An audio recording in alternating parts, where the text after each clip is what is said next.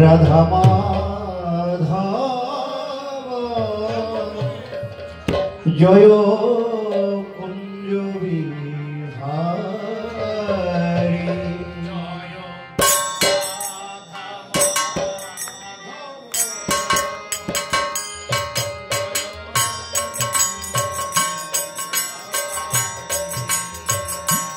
জয় রাধা জয় কুঞ্জ বিহারী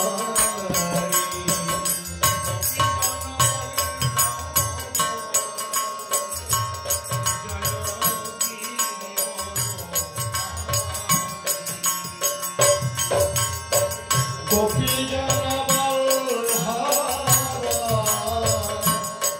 জয়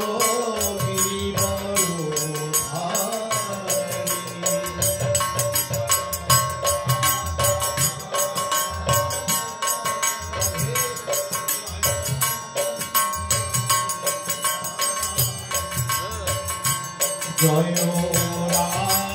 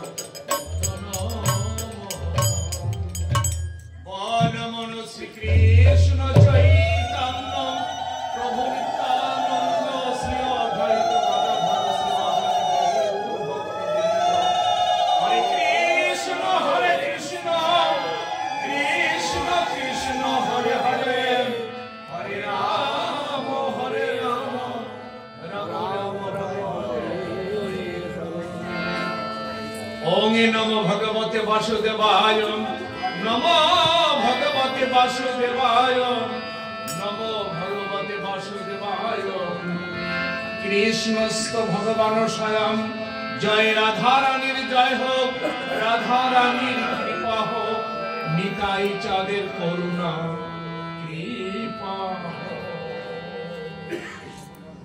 রাধে রাধে হরে কৃষ্ণ জয় নিতাই জয় গৌর পদ্মকারী হরিবাসারে অনুকূল প্রতিকূল উপেক্ষা করে যারা ছুটে এসেছেন আমি সর্বাগ্রে সেই ভক্তিমতী মায়েদের ভক্তদের রাতুল চরণে প্রণাম জানাই হরে কৃষ্ণ রাধে রাধে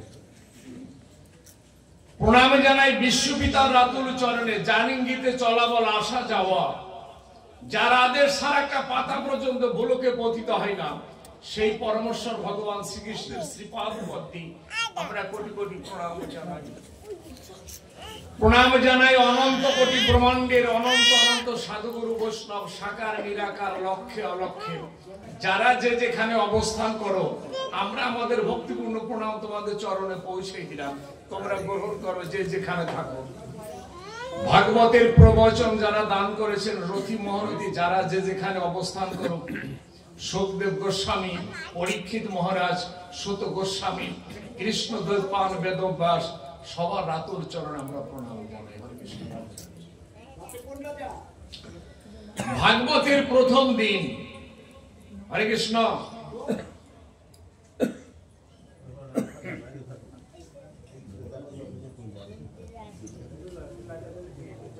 জয় নিতাই জয় গৌর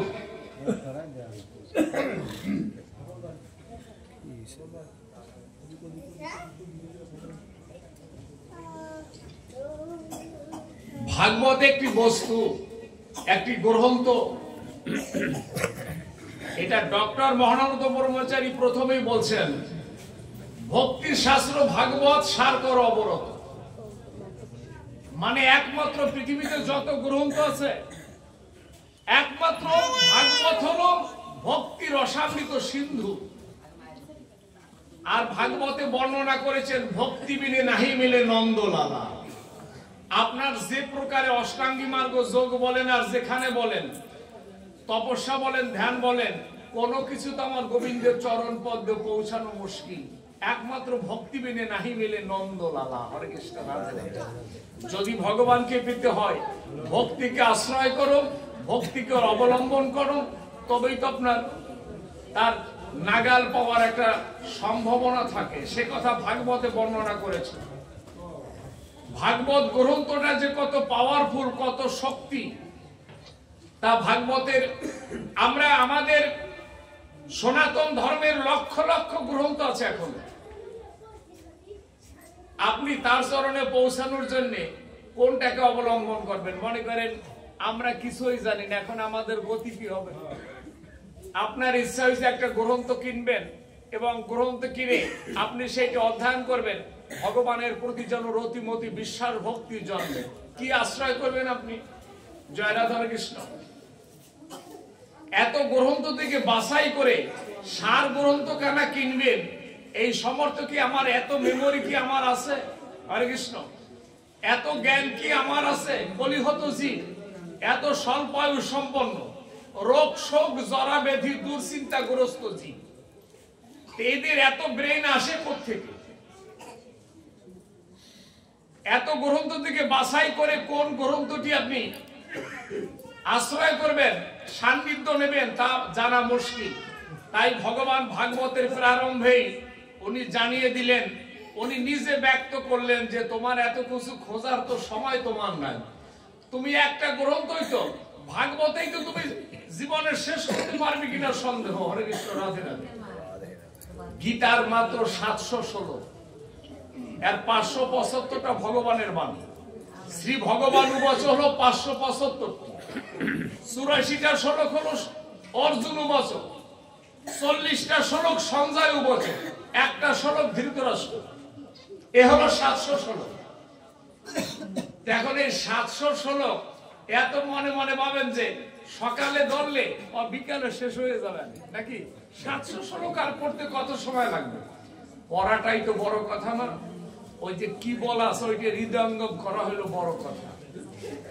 ভাগবত আপনি মুখস্থ, গীতা মুখস্থ করে ফেলতে পারবেন, কারণ 700 শ্লোক ও চেষ্টা করলে 1 মাস 2 মাস 3 মাস আপনার ঠোঁটস্থ হবে। জয় রাধা কৃষ্ণ। ছোট্ট একটা দৃষ্টান্ত শোনেন। বিজয় বাবু তখন চারণ কবিদের গুরু, পৃথিবীতে যত চারণ কবি আছে তাদের গুরুদেব হলো বিজয় বাবু, বড় রাজেন এরা। এখন বিজয় বাবুর একজন ডিগ্রিধারী, মানে বিএ পাস করছে। এখন ওনার বাংসা, উনি একটু কবি গান শিখবে, এইটা হলো বাংসা ওনার, কবি গান শিখবে। হরে কৃষ্ণ। কবি গান শিখবে, এই বাংসা হলো ওই বিএ পাস করা ভক্তের। তাই গিয়ে তো বিজয় বাবুর চরণ একদিন লোটাই পরে বলছে কি যে প্রভু যদি একটু কৃপা করতেন, কবি গান শেখার খুব বাঞ্ছা। বলছে উত্তম। তা বলছে কি যে গীতার সম্বন্ধে তোমার ধারণা আছে? তুমি যে হরে কৃষ্ণ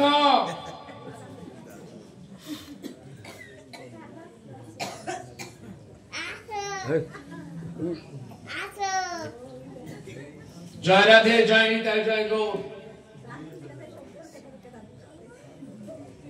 এখন বিজয় বাবুর কাছে বিজয় বাবু জিজ্ঞাসা করছে গীতা সম্বন্ধে তোমার ধারণা আছে? ও লোক বইলে ফেলেছে যে গীতা মুখস্থ আমার। বলছে যে গীতা আমার মুখস্থ। বলছে যে গীতা মুখস্থ থাকতে পারে না। গীতা মুখস্থ থাকলে তোমার দ্বারা কবি গান হবে না। গীতা আবার নূতন করে অধ্যয়ন শুরু করো। 6 মাস পরে তুমি আমার কাছে আসবা, 6 মাস পরে আমার সাথে দেখা করবা। গীতা আজকে থেকে অধ্যয়ন শুরু করবো। যাও। গীতা তো আবার নূতন করে শুরু করছে পড়া। 6 মাস পার হয়েছে, গীতা শেষ করতে পারে নাই। আপনার গীতা শেষ হয়নি এখন। বিজয়বাবুর কাছে গিয়ে বলছে, বিজয় বলছে যে গীতা কি সম্বন্ধে কি ধারণা? কয় কি যে গীতা তো বুঝি না। হরি বল, রাধে রাধে। যেই বলছে যে গীতা বুঝি না, বিজয়বাবু বলছে যে এইবারে হয়তো কবি গান শেখা যাবে। যখন বোঝো নাই গীতা তাইলে শেখা যাবে। আগে মুখস্থ করছিল তো, মুখস্থতে গীতা কবি গান করা যায় না। কবি গান ঠোঁটস্থ বিদ্যা না, মুখস্থ বিদ্যা না, কবি গান অধিক দান। জয় রাধে। এই জন্যে আমাদের এত শাস্ত্র গ্রন্থ,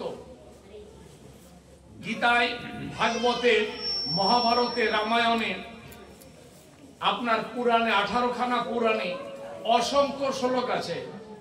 একটা গ্রন্থ শেষ করতে আপনার বছরের পর বছর লাগবে। তাহলে এইটা যদি আমার জীবনে তো কুলাবে না সব গ্রন্থ দর্শন করা, তাহলে আমি পড়লাম অনেক কিছু, কিন্তু আসল গ্রন্থের কাছেই যেতে পারলাম না। তাহলে কি হবে? হরে কৃষ্ণ বলেন, জয় রাধে। বর্ষে গিডালার মতন। তাই ভগবান কৃষ্ণ যে ভাগবতের প্রথম অধ্যায় বলছেন নিম্ন গমায়তি গঙ্গাইস, জল শুদ্ধি করা মন্ত্র। পৃথিবীতে 8টা নদী আছে সব চাইতে অত্যন্ত পুত পবিত্র। 8টা নদীতে স্নান করার বিধান দিছে শাস্ত্রে। এখন আপনি এই 8টা নদী, আপনার জীবন কাইটে যাবে এই 8টা নদীর কাছে যেতে যেতে আপনার লাইফ শেষ। এখন বলছে কি ভগবান বলছে নিম্ন গমায়তি গঙ্গাইস, মানে যত নদী আছে সমস্ত নদীর শ্রেষ্ঠ হলো গঙ্গা। হরে কৃষ্ণ। গঙ্গায় অবগাহন করলে তোমার যথেষ্ট। নিম্ন গমায়িত গঙ্গাইস, তীর্থ হইস কাশী হুমনা। যত তীর্থ দেখেন বৃন্দাবনের চাইতে পাওয়ার হলো কাশীধাম। কাশীধাম তীর্থ, শ্রেষ্ঠ তীর্থ। বৈষ্ণব শম্ভু, পৃথিবীতে যত বৈষ্ণব আছে কোটি কোটি, সমস্ত বৈষ্ণবের শিরোমণি শিরোমণি হলো দেবাদিদেব মহাদেব। হরে কৃষ্ণ, রাধে রাধে। দেবতাই অসুক্ত, 33 কোটি দেবতার ভিতরে শ্রেষ্ঠ কোনজন? কারে বাদ দিয়ে কি করবেন? আপনি আমি কি নির্ধারণ করতে পারবো কোনজন কোন দেবতা শ্রেষ্ঠ? কার চরণে পুষ্পার্ঘ্য দান করবেন আপনি? যারে না দেবেন সেই তো রাগ হবে আপনার প্রতি। কিন্তু ভগবান কি বলছে জানেন? ভগবান বলছে আপনার 33 কোটি দেবতার ভিতরে বলছে দেবতাই অসত্য, একমাত্র 33 কোটি দেবতার ভিতরে বিষ্ণুদেব হলো শ্রেষ্ঠ। হরে কৃষ্ণ, রাধে রাধে। বিষ্ণুদেব। আর পৃথিবীতে যত গ্রন্থ, পুরাণের মধ্যে ভাগবতম, যত গ্রন্থ আছে সমস্ত গ্রন্থের সারাতীত সার হলো ভাগবতম। ভক্তি শাস্ত্র ভাগবত সার কর অবরত, তবেই তো তোমার জড়বন্ধন থেকে একদিন মুক্ত হয়ে গোবিন্দের চরণ পদ্মে যাবে। রাধে রাধে। তাহলে এখনই ক্লিয়ার, আপনি কার কার সান্নিধ্যে যাবেন? আপনি সেই কাবেরী নদী, কাবেরী নদীর অযোধ্যায়, আপনার অযোধ্যায় যা লাগবে না, এইখান থেকে পশ্চিম বাংলায় গঙ্গায় গেলেই যথেষ্ট। হরে কৃষ্ণ। এর স্বল্প পরিসরে যেতে পারবেন। ওই কাবেরী নদীতে যাবেন, অনেক সমস্যা। সরজ নদীতে যাবেন, অনেক শ্রম, অনেক সময়ের ব্যাপার। আমার আপনার তো আয়ুষ্কাল নির্ধারণ করা নাই। আপনি 200 বছর বাঁচবেন, 70 বছর বাঁচবেন, 100 বছর বাঁচবেন, এর কোনো নিশ্চয়তা দেয় নাই মানুষের বেলায়। এখন আপনি সেই কাবেরী নদীতে বা সরজ নদীতে যাবেন, যেতে যদি প্রাণ পাখি উড়ে যায়। তাই যখন কৃষ্ণচন্দ্র বলছে গঙ্গায় শ্রেষ্ঠ, এরা যে কোনো সময় চলে গেলে, হাইটা গেলেও যাওয়া যেতে পারে। হরে কৃষ্ণ। যদিও নিশ্চয়তা নাই, তারপর আশা ভরসা কাছে তো, যাওয়ার একটা সম্ভাবনা থাকলে থাকতেও পারে। জয় রাধে। এই জন্য অত গ্রন্থ, এই গ্রন্থের 14,000 শ্লোক আছে আপনার ভাগবতে। এক একজন বড় বড় বৈষ্ণব শিরোমণি শিরোমণি রবীন্দ্রনাথ রাহা 22টা খণ্ডে বিভক্ত করেছেন ভাগবত। 22টা খণ্ডে বিভক্ত করেছেন রাধা বিনোদ গোস্বামী। অভয়চরণ ভক্তিবেদান্ত প্রভুপাদ 18 খণ্ডে বিভক্ত করেছে ভাগবত। ডক্টর মনোমত ব্রহ্মচারী 10ম স্কন্ধ মাত্র 5টা খণ্ডে বিভক্ত করেছে। তাহলে কন্দি 22টা খণ্ড যদি থাকে, তাহলে কত হাজার, 14,000-এ আরো কত হাজার যুক্ত করছে, তার ভিতরে 16 কন্ত আছে। এ কি সহজে পড়া সম্ভব? কন্দি আমার আপনার জীবনে গ্রন্থ খালি নামেই।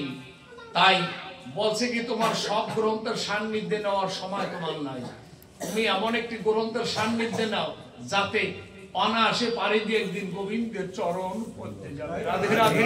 শ্রী গুরু গৌরাঙ্গ প্রীতি প্রমানন্দ।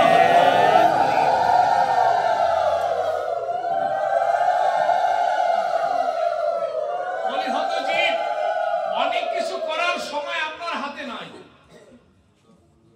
যে কোটিপতি আছেন, পৌরাণিক যুগে যে ধরনের কর্ম করত, যজ্ঞ করত, আপনার ধ্যান করত, ব্রত করত, জলাশয় প্রাণায়াম, এগুলো করতে যে টাকার প্রয়োজন, যে সময়ের প্রয়োজন, এইটা আমার আপনার জীবনে সময় কই? জয় রাধে। হরে কৃষ্ণ।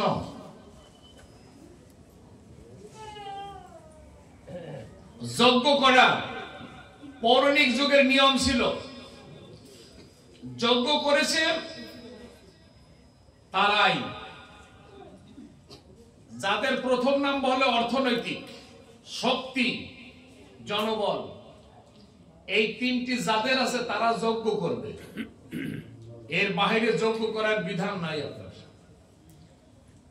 রাষ্ট্র যজ্ঞ করেছেন যুধিষ্ঠির, 1 বছর সময় লাগছে একটু রাষ্ট্র যজ্ঞ করতে, 1 বছর সময় লাগছে। রামচন্দ্র অশ্বমের যজ্ঞ করছে, বছর খানেক সময় লাগছে অশ্বমের যজ্ঞ শেষ করতে। তাতে কত লোক ক্ষয়, কত কিছু হয়েছে। রামচন্দ্রকে পর্যন্ত নিধন হইতে হয়েছে যজ্ঞে। 4 ভাই, হনুমান বিশ্ববিখ্যাত যোদ্ধা, সর্বকালের সর্বসেরা। হনুমানেরও ওই অশ্বমের যজ্ঞে নিধন হইতে হয়েছে। জয় রাধে। তাহলে বোঝেন এই সমস্ত যজ্ঞ, এই সমস্ত ধ্যান করা, হাজার হাজার বছর যাদের আয়ুষ্কাল, তারাও ধ্যান করে নাগাল পায় নাই আপনার। এই জন্য ভাগবত শাস্ত্রে বর্ণনা করেছে ভাগবতের 5ম স্কন্ধের 10ম অধ্যায়ে ভগবান দেখাইছে যে তোমার অনেক কিছু কলির যুগে করা তোমার প্রয়োজন নাই, অনেক কিছুর প্রয়োজন নাই তোমার। বর্জনম, মহাপ্রভু বললেন নামে রুচি জীবে দয়া বৈষ্ণব সেবন, ইহা হতে ধর্ম নয় শোনো সনাতন। মহাপ্রভু ভগবান যিনি ত্রেতা যুগে রাম ছিলেন, তারপরে কৃষ্ণ হয়েছে, এবার কলিতে গৌর হয়েছে, উনি ওই দাপরে যা করছে অর্চনা বন্দনা করে ভগবানের আরাধনা করছে, যজ্ঞ করে তপস্যা করে দাপরে লীলা বিলাস করেছেন। এখন মহাপ্রভু বললেন আর কোনো কিছু প্রয়োজন নাই কলির যুগে, কেননা ওই সময় তোমার হাতে নাই, অত টাকা পয়সা তোমার নাই, তুমি কোটিপতি হলেও অনুষ্ঠান করার মতো এবিলিটি তোমার নাই। যার জন্য হরে কৃষ্ণ প্রয়োজন কি, তাই মহাপ্রভু বিধান দিলেন নামে রুচি জীবে দয়া বৈষ্ণব সেবন, ইহা হতো ধর্ম নয় শোনো সনাতন। এটাই হলো সনাতন ধর্মের সারগর্ভ বাণী দিলেন আমার গৌর সুন্দর ভগবান। মহাপ্রভু যদিও বিধান দিলেন, আমরা কি মহাপ্রভুর কথা মানি? সারম্ভে কত অনুষ্ঠান হয়, সারম্ভে কলির যুগের অনুষ্ঠানের বিধান নাই। জয় রাধা হরে কৃষ্ণ। তারপরেও আমরা সারম্ভে অনুষ্ঠান করি, সারম্ভে কোন অনুষ্ঠানের বিধান আমার গৌর সুন্দর দেয়নি।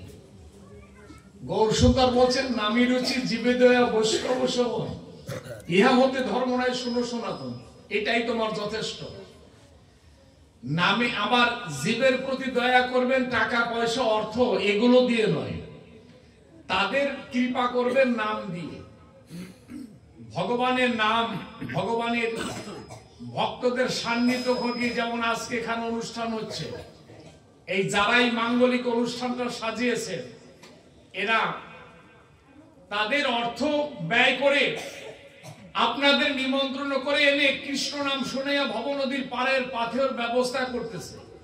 এই রকম কৃপা করার কথা বলছে গৌর, যে এরকম কৃপা করো সবাইকে, যেন একদিন জড়বন্ধন থেকে যেদিন মুক্ত হবে সেদিন যেন আমার চরণ পদ্মখানা। এইরকম দয়া করার কথা বলছে। আর আমরা তো সবাই হলো জন্ডিস রোগে আক্রান্ত কলির জীবের মানুষ, হলো কামিনী কাঞ্চন বিষয় আসক্ত রূপ জন্ডিস আমাদের শরীরে। জন্ডিস তো বোঝেন কামলা রোগ, যেটা ন্যাচারাল বাংলায় বলে হরে কৃষ্ণ। আমরা সবাই হলো কামলা রোগে আক্রান্ত। এই কামলা রোগ যাদের হয় তাদের মুখে চিনি দিলেও তিতা লাগে নাকি ওমা? তাহলে রোগ কত কঠিন রোগ বোঝেন, চিনি দিলেও তা তিতা লাগে। এই রোগে আমরা সবাই আক্রান্ত, কেননা তারক ব্রহ্ম নামের উপরে আর কোনো অমৃত নাই, আর সেই অমৃত আমরা গ্রহণ করি না নাকি? হরে কৃষ্ণ রাধে রাধে। রোগ আছে তো তাই ওই অমৃত মিষ্টি ওটা আমার কাছে খারাপ লাগে। আমাদের আগে হলো এই আমার যে জন্ডিস রোগ, এইটা রোগ আগে সারাইতে হবে। আগে এই রোগ সারানোর ডাক্তার দেখাইতে হবে, তারপরে যদি রোগ ভালো হইলে যা সেবা করবেন তাই ভালো লাগবে। হরি বল রাধে রাধে হরে কৃষ্ণ। এই রোগ এখন কোন ডাক্তারের কাছে যাবেন? এই রোগ সারাতে 1 নম্বরে প্রেসক্রিপশনের 1 নম্বরে প্রেসক্রিপশনে ওষুধ লাগছে তারক ব্রহ্ম নাম সবসময় তুমি করো, কীর্তন শ্রবণ করো, কীর্তন করো। এইটা হলো 1 নম্বরের ঔষধ। 2 নম্বরের ঔষধ হলো সাধুগুরু বৈষ্ণবদের চরণ। হরি বল হরি বল হরি বল। এই দুটো ওষুধ পান করলে তোমার জন্ডিস রোগ ভালো হয়ে যাবে। আর জন্ডিস রোগ কি ভালো হয়ে গেলেই নাম তখন অমৃত লাগবে, মধুময় লাগবে, নামের প্রতি রুচি হবে, বিশ্বাস হবে, ভক্তি হবে, তবেই তো একদিন জড়বন্ধন থেকে মুক্ত হবে। এই কথাগুলো আমার গৌর হরি বলছে আপনার হরে কৃষ্ণ। আমরা তাই ভুবন বহিনী তারক ব্রহ্ম নাম গৌর হরি পাপাচ্ছন্ন জীবের পৃথিবীতে যত গ্রন্থ আছে দেখেন শ্রেণী বিভাগ করছে। চৈতন্য চরিতামৃত ওটা হলো ডক্টর পিএইচডি করা যে ছাত্ররা যে ভার্সিটিতে পড়ে, ওরা আবার ওই জেনারেল ভার্সিটিতে যারা পড়ে ওরা ডক্টর পিএইচডি, সেই জায়গায় আবার পড়ার সুযোগ তাদের নাই। এখন ডক্টর পিএইচডি করা ছাত্ররা যে কলেজে যে পুস্তক পড়বে সেই পুস্তক সমতুল্য হলো চৈতন্য চরিতামৃত। হরে কৃষ্ণ, রাধে রাধে। আর গীতা হলো ভার্সিটির সাবজেক্ট। গীতা, শ্রীমদ ভগবত গীতা দেখছেন ওই যে 700 শ্লোক, ও বছরে ভার্সিটিতে শেষ করতে পারে কিনা সন্দেহ আছে। ওই 700 শ্লোক ওগুলো ভার্সিটিতে শেষ করতে পারে কিনা দর্শন শাস্ত্র আপনার। হরে কৃষ্ণ, রাধে রাধে।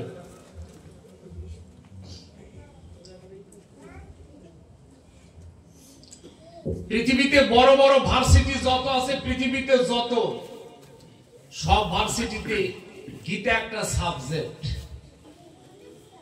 গীতার উপরে গীতার মতন এত গ্রন্থ সারগর্ভ কথা পৃথিবীতে কোন গ্রন্থে বর্ণনা করে নাই আপনার। এত জ্ঞানগর্ভ বাণী, এত সারগর্ভ কথা গীতা ছাড়া কেউ বলেনি। তাই গীতা শ্রবণ করা, অধ্যয়ন করা, ছেলে মেয়েকে গীতার সাথে যুক্ত করা একান্ত আবশ্যক। গীতার সাথে, আমাদের গ্রন্থের সাথে ছেলে মেয়েদের সাথে ছোটবেলা থেকে যদি যুক্ত করা যায় তাহলে পথভ্রষ্ট হওয়ার সম্ভাবনা কম থাকে। হরে কৃষ্ণ, রাধে রাধে। তাদের ভিতরে ভয় থাকে। ভয় না থাকলে সে সংযত হবে কেমন করে? তাদের ভিতরে শাস্ত্রের অগ্নিঝরা পানি দিয়ে তাদের ভিতরে ভয়ের সৃষ্টি করতে হবে, মাইরা না। তাদের অনেক কিছু দেখাইয়া তাদের ভয় দিতে হবে না, জ্ঞানগর্ভ বাণী দিয়ে তাদের ভিতরে ভয়ের সৃষ্টি করতে হবে। তবেই তো সংযত হবে, তখনই তো তাদের কাছ থেকে অনেক কিছু পাওয়া যাবে। জয় রাধে, হরে কৃষ্ণ। তাই শ্রীমদ ভগবত গীতা বলেন, ভাগবত, ভক্তির শাস্ত্র দেখেন। গীতার কিছুক্ষণ আগে বলছিলাম যে ভক্তির শাস্ত্র ভাগবত, এটা একান্ত আবশ্যক। গীতায় যারা অধ্যয়ন করেছেন, গীতার 18টি অধ্যায়,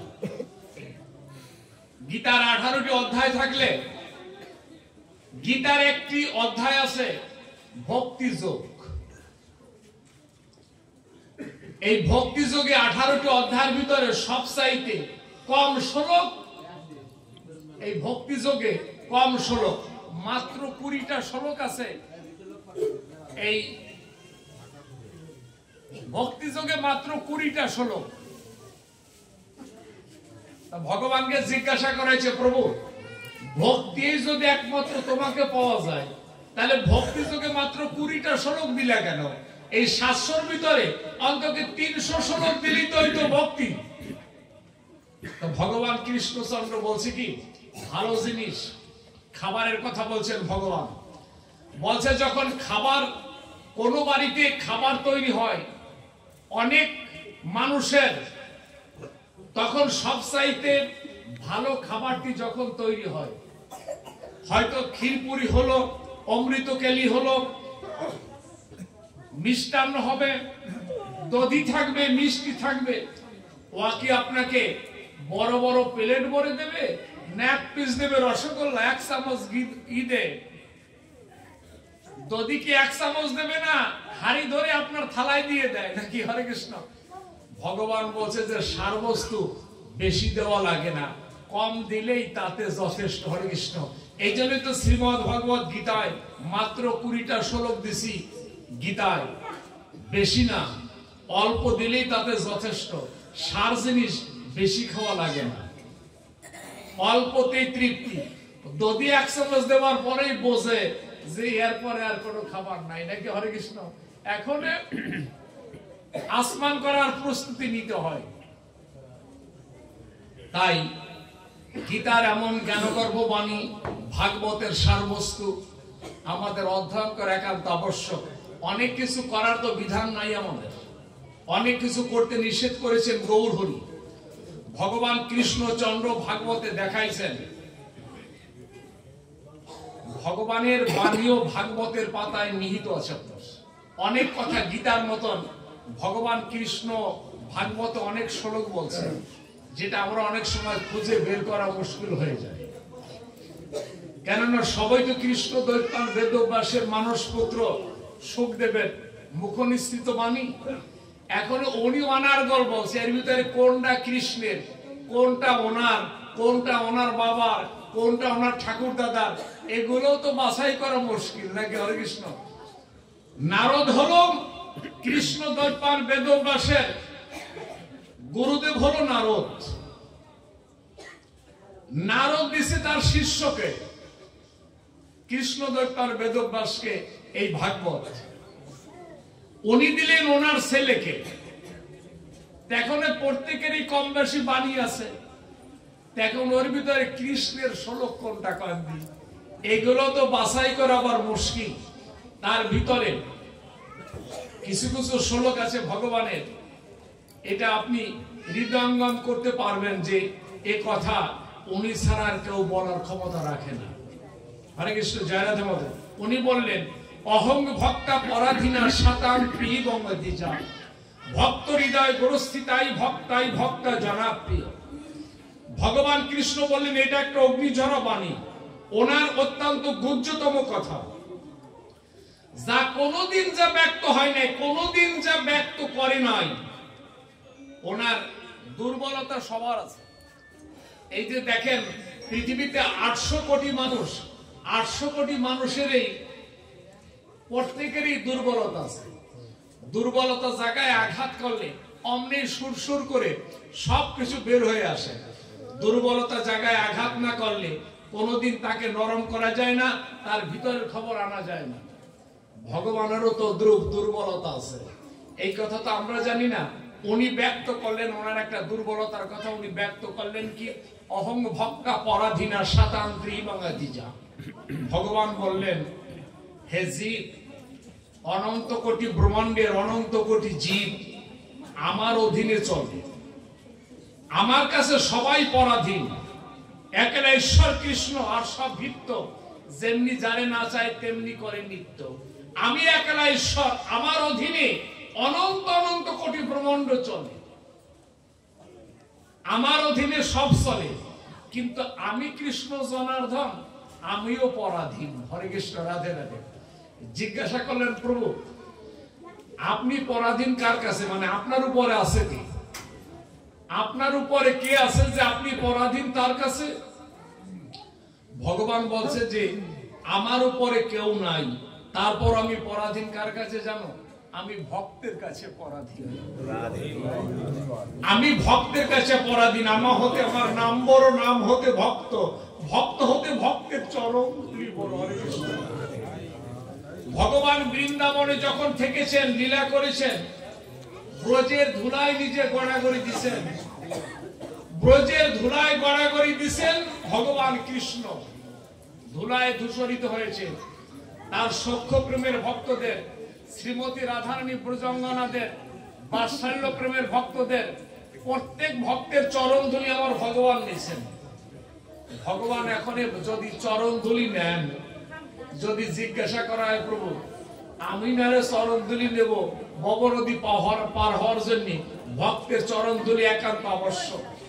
ভবনদী পারের একমাত্র মহা ঔষধ হলো সাধুগুরু বৈষ্ণবদের চরণ ধুলি। আমি নেব ভবনদী পারের জন্য, কিন্তু তুমি চরণ ধুলি নাও কিসের জন্য? তোমার কি পাওয়া লাগবে? তুমি তো একমাত্র পারের কর্তা। তুমি যদি পারের কর্তা হও, তাহলে তোমার আবার ধুলি নেওয়ার কাম কি? বলছে কি যে আমি গোলক থেকে আসি সবাইকে অনেক কিছু দিতে, আর দিয়েও আমি যাব, কিন্তু আমি যে সবাইকে দেব আমারও তো কিছু পাওয়ার আছে। হরে কৃষ্ণ। আমি শুধু দিয়ে যাব তা না, পাওয়ার জন্য আমার এখানে আসা। আমি সেইটা পাবো হলো ভক্তের সাথে দর্শন স্পর্শন, ভক্তের চরণ ধুলি, ভক্তের সাথে প্রেমালিঙ্গন। এটা আমার ওই নিত্য বৃন্দাবনে হয় না, আমি পাই না। ওই আমি নিত্য বৃন্দাবনে বৈকুণ্ঠ ধামে এই ভক্তের সাথে প্রেমালিঙ্গন ধুলির আদান প্রদান সেই দেশে হয় না, তাই তো ওই দেশ ছেড়ে এই দেশে আসি ভক্তের চরণ ধুলি পেতে। রাধে রাধে। তাই মনের বাঞ্ছা শুধু দেবই না, এবার কিছু নেব। রাধে রাধে।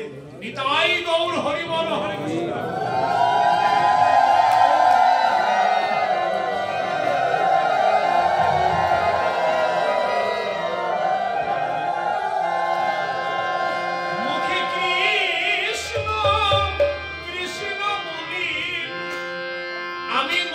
কৃষ্ণ কৃষ্ণ বলি, অজ্ঞে মাখি জানো ভক্তের ধুলি। আছো যত কৃষ্ণ ভক্ত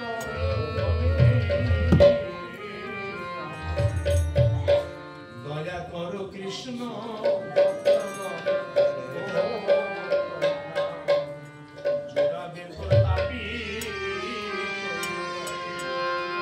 মুখে কৃষ্ণ কৃষ্ণ ভক্তের ধুলি, কৃষ্ণ ভক্তের সঙ্গ যেতা হই।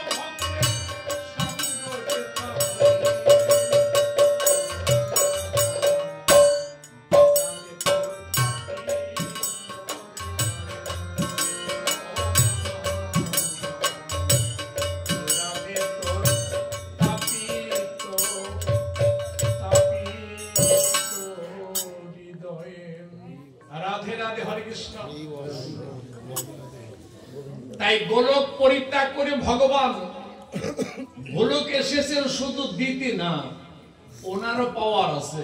শাস্ত্রের যদি গভীরতম জায়গায় গিয়ে আঘাত করেন তাহলে দেখবেন ভগবানও একটা শ্লোক বলছে, স্বরূপ দামোদর বলছে, ভগবান লোভায়েতেন জন্মায়তি। শুনছেন শ্লোক? ভগবান কৃষ্ণজি ওই গৌরচন্দ্র দেখেন, রামচন্দ্র, ওনরাও লোভের বশীভূত হয়ে মর্তে অবতীর্ণ হয়েছেন। লোভের বশীভূত হয়ে ওই ভগবান রামও হয়েছেন, গৌর হয়েছেন, কৃষ্ণচন্দ্র হয়েছেন। তাহলে এগুলো শুনলে বৈষ্ণবদের মাথা গরম নয় পারে। লোভের বশীভূত হলো আমরা জন্মগ্রহণ করেছি, ভগবান আবার লোভ কি? ভগবান তো লোভ পরিসমাপ্তি করে আমাদের। আমাদের লোভ আছে, আমাদের লোভ শেষ করেন উনি। কিন্তু স্বরূপ দামোদর বলছে ভগবানেরও লোভ আছে, উনি যে খালি খালি আসেন তা না, ওনারও লোভ আছে, সেই লোভের কারণে উনিও আসেন। জয় হরে কৃষ্ণ। আমরা ওদিকে যাব না আজকে, হরে কৃষ্ণ আলোচনা। আমরা থাকবে এইদিকে প্রাথমিক পর্যায়ে ভাগবত শ্রবণের উপকারিতা কি, ভাগবত অনুষ্ঠান করলে তার উপকারিতা কি, ভাগবান কেন একান্ত শ্রবণীয়, এইটার উপরে আমাদের আলোচনা আজকে। হরে কৃষ্ণ, রাধে রাধে।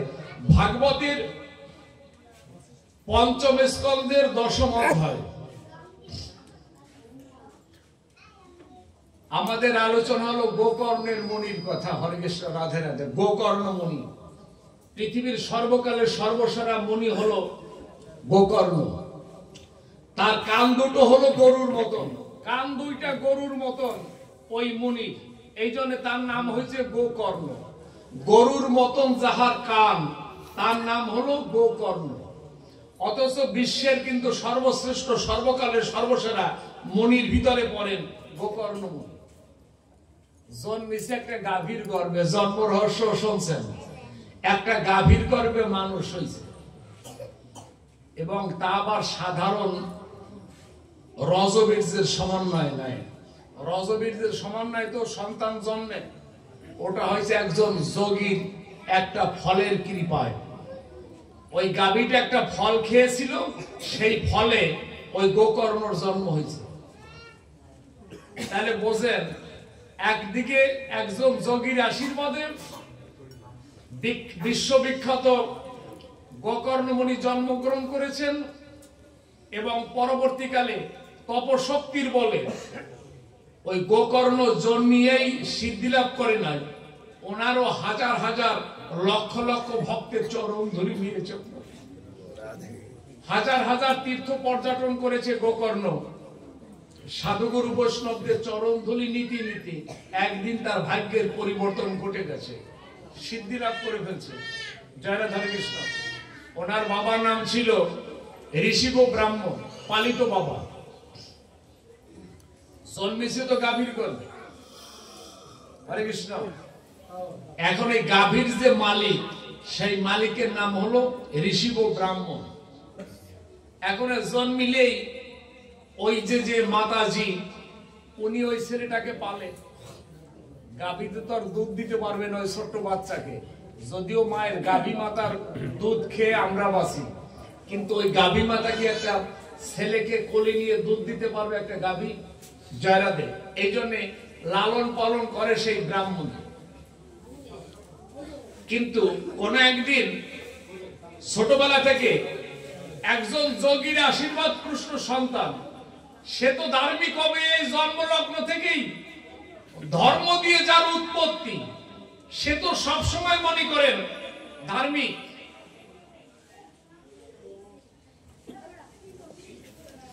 উনি ওই ছোটবেলা থেকেই যে জায়গায় রামায়ণ হয়, যে জায়গায় নামযজ্ঞ হয়, যেখানে বৈষ্ণব সেবা হয়, যেখানে ভাগবত হয়, সেই জায়গায় ওই গোকর্ণ সমস্ত অনুষ্ঠানে যায় আপনার। কিন্তু কোন একদিন আলোচনা হচ্ছিল, মানে ভাগবত বক্তা বলতেছিল, যার কেহ নাই তার আমার গোবিন্দ আছে। হরে কৃষ্ণ, রাধে রাধে। যার কেহ নাই তার আমার রাধা মাধব আছে। এই কথাটা কিন্তু আর খুব লাগছে আপনার, গোকর্ণর মনে দাগ আসছে। যার কেহ নাই তার যদি রাধা মাধব থাকে, হরে কৃষ্ণ, রাধা মাধব যদি থাকে তাহলে ও মনে মনে ভাবে আমারও তো কেউ নাই, আমি তো একটা গাভীর গর্ভে জন্মেছি, আমারও তো কেউ নাই। যদি না থাকে তাহলে সময় থাকতে তার সন্ধান করে তার চরণ পদে যাওয়াই শ্রেয়। হরে কৃষ্ণ, রাধে রাধে। গোকর্ণ একদিন ঋষিব ব্রাহ্মণীকে বলে গৃহ থেকে বেরিয়ে গেছেন, তখন 10 কেবল পা রাখছে আপনার। রাধা মাধব যার কেহ নাই তার একমাত্র গোবিন্দ আছে আপনার। আপনি যদি মনে মনে ভাবেন আপনার ছেলে মেয়ে আত্মীয় স্বজন অনেক বড় বড়, আপনার আর গোবিন্দের কাম কি নাকি? হরে কৃষ্ণ, সবকিছু আপনার আছে। কিন্তু ডক্টর যে একটা ভাষায় বলছে যে তোমার যত বড় বিত্তশালী থাকুক, সামান্যতম একটা সামান্য ছোট্ট রোগ হলেও তার সারানোর মতো এবিলিটি টাকা তোমার নাই।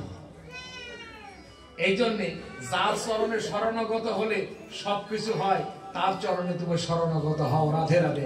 শ্রী গুরু গৌরাঙ্গ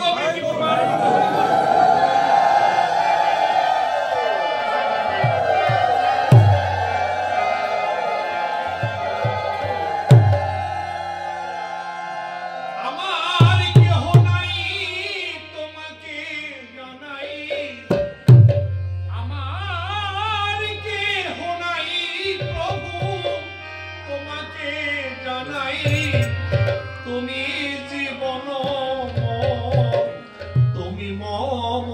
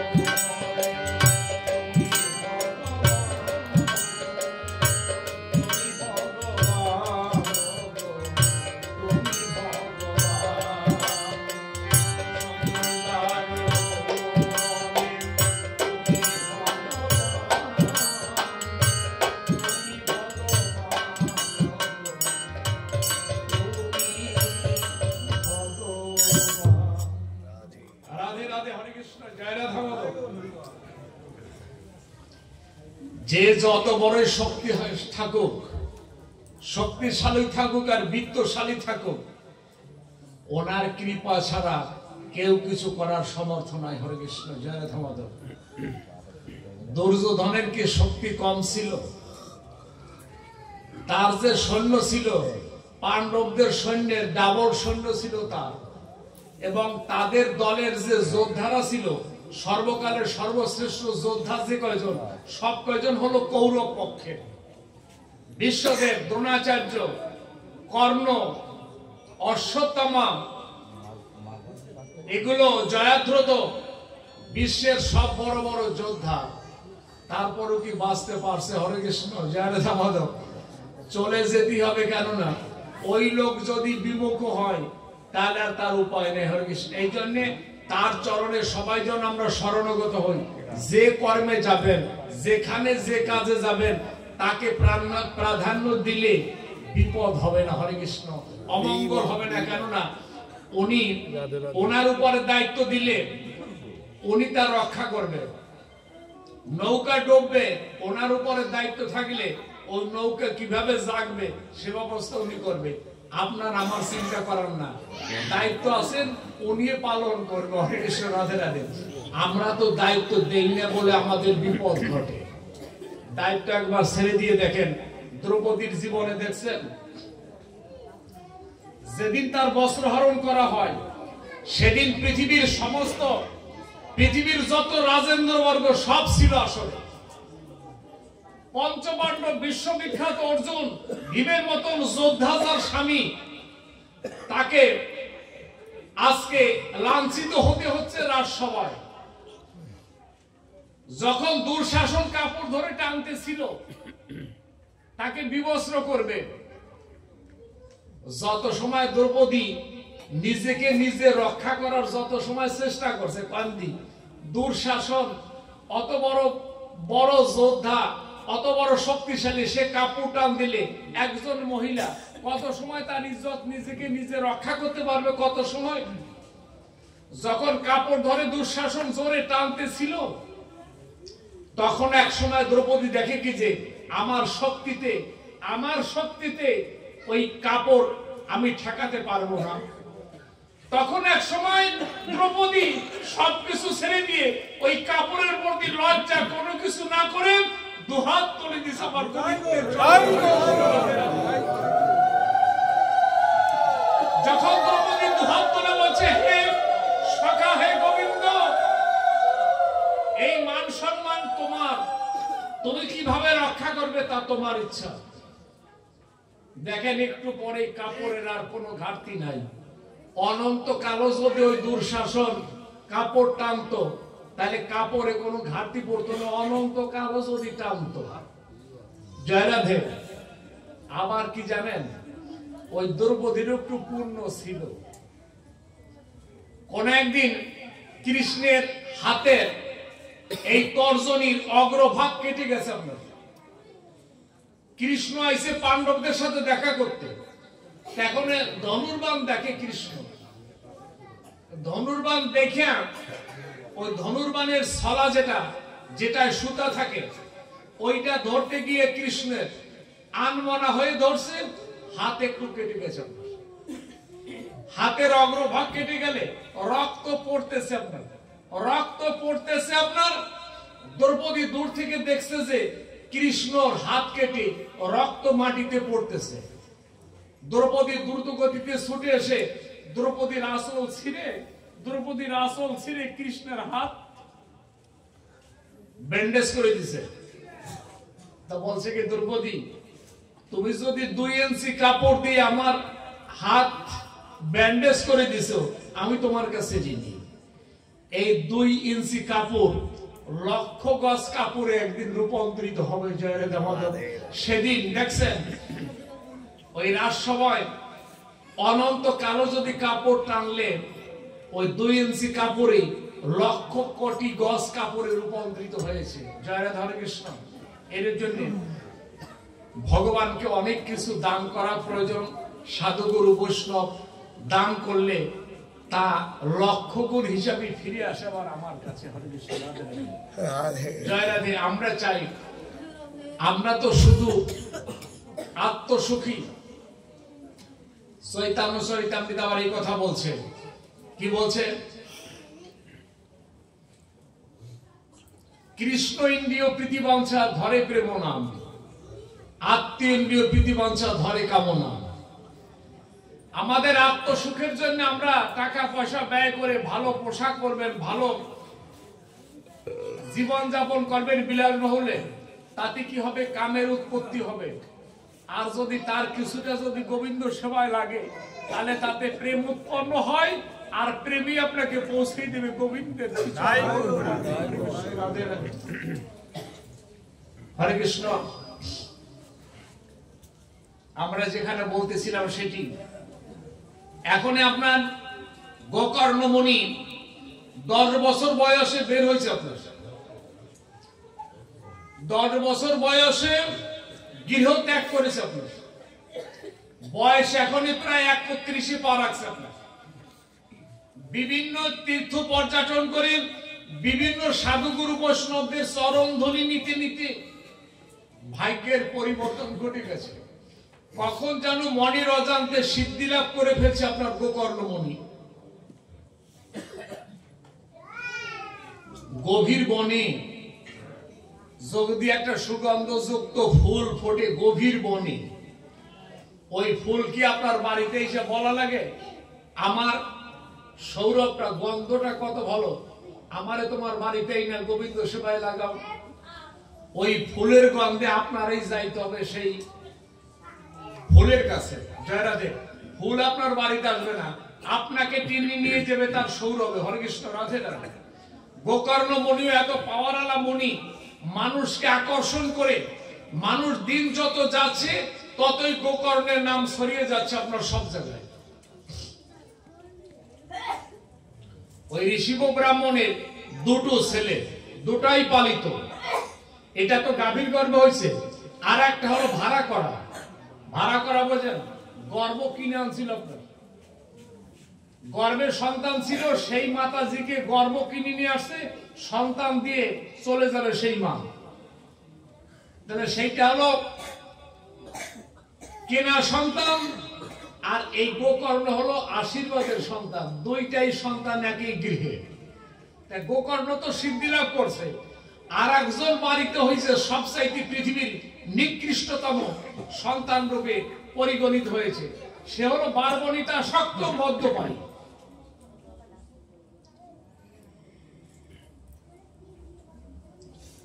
ওই ব্রাহ্মণীর নাম হলো দুরান্ত, আর ছেলের নাম হচ্ছে দুরান্ধি। হরে কৃষ্ণ। এই দুরান্ধি হলো বারবণিতা শক্ত মদ্যপায়ী। ছেলে 2জনেই, একজন হয়েছে সাধু আর একজন হয়েছে খারাপ। এখন যে খারাপ হয়েছে তার তো রেগুলার টাকার প্রয়োজন, কেননা যে চাকরিতে সে রত, বন্ধু বান্ধবদের সাথে রাতে মিশতে হবে, সেবা করতে হবে, সময় ফুর্তি করে কাটাতে হবে, তাতে তো রেগুলার টাকার প্রয়োজন অনেক। ঋষিব ব্রাহ্মণ হলো মধ্যবিত্তি মানুষ, উনি কি এই ছেলের টাকা যোগান দিতে উনি সমর্থ? উনি তো দিতে দিতে এক সময় অসহ্য হয়ে গেছে ওই ছেলের, ওই দুরন্দির টাকার যোগান দিতে। বাবা হিমশিম খাচ্ছে এক সময়। তা বলে ফেলাইছে কি জানেন? ওই ছেলেকে একদিন ডাক দিয়ে বলছে, এই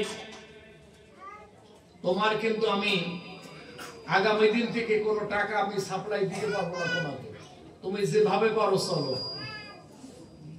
বিনা মেঘে বজ্রপাত, বাবা টাকা সাপ্লাই না দিলে ওর তো ইনকাম নাই, কোনো টাকা পাবে কোথায়? বন্ধু বান্ধবের সাথে মেশা, যে সঙ্গ করছে সবকিছুর সাথে বন্ধ হয়ে যাবে। এখন মনের কষ্টে, মন দুঃখে, অত্যন্ত ভারাক্রান্ত হৃদয়ে ওই বন্ধু বান্ধবের সাথে গিয়ে রাত্রে মিশছে আজকে। এখন দেখে কি, ওই দুরন্দির দেখে যে মুখ কালো, সবাই দেখে যে ওর মুখ কালো। এখন বন্ধু বান্ধবরা জিজ্ঞাসা করেছে, তোমার হাসি খুশি দেখি প্রতিনিয়ত, কিন্তু আজকে তোমার মুখ কালো কালো। তখন বলছে যে অত্যন্ত পরিতাপের বিষয়, আগামী দিন থেকে তোমাদের সাথে আর মেশা যাবে না। বাবা টাকা পয়সা বন্ধ করে দেবে আগামী দিন থেকে। তাহলে টাকা পয়সা না হলে তো এখানে আসা যায় না, তাই আর এখানে আসতে পারবো না। তাই মুখ কালো, মনোকষ্টে আজকে চলে যাব। এখন দেখেন মদ্যপায়ী শয়তান যারা, শয়তানি বুদ্ধি তো মাথায় সবসময় কাজ করে। হরে কৃষ্ণ, রাধে রাধে।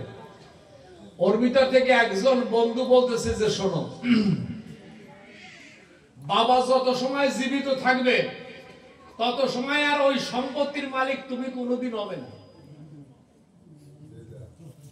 আর ওই বাবা না থাকলে ওই সম্পত্তির মালিক তুমি কালকে থেকে হবা। তখন তুমি যদি মালিক হয়ে যাও তাহলে তোর বাবার কাছে হাত পাতা লাগবে না, নিজের সম্পত্তি নিজে ইচ্ছা মতো ব্যয় করবা, যা করবা করবা। মানে ওই বন্ধুতে ইঙ্গিত করছে যে রাত্রেই বাবার মাইরে ফেলাও। হরি বল, রাধে রাধে। বাবাকে দুরন্দিকে বলছে যে বাবাকে নিধন করে ফেলাও, সম্পত্তির মালিক তুমি কালকে হবে, কারো কাছে হাত পাতা লাগবে না, অনায়াসে তুমি খরচ করবা, ফুর্তি করবা, তোমাকে বাধা দেয় কে? দেখেন শয়তানের মনোভূত কথা হইছে, তো কথা ধরছে মনে, বলছে যে তাহলে তোমরা আমাকে একটু সাহায্য করো। ও কিন্তু মারতে বলছে খালি বাবাকে, কিন্তু ওই দুরন্দি করছে কি জানেন?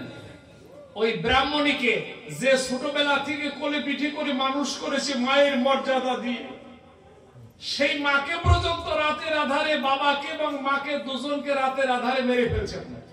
দুজনেই, ব্রাহ্মণ ব্রাহ্মণী দুজনেই শেষ। এখন তারা তো অপদেবতা হয়েছে নাকি? হরে কৃষ্ণ, তারা অপদেবতা হয়েছে। অপদেবতা বোঝেন?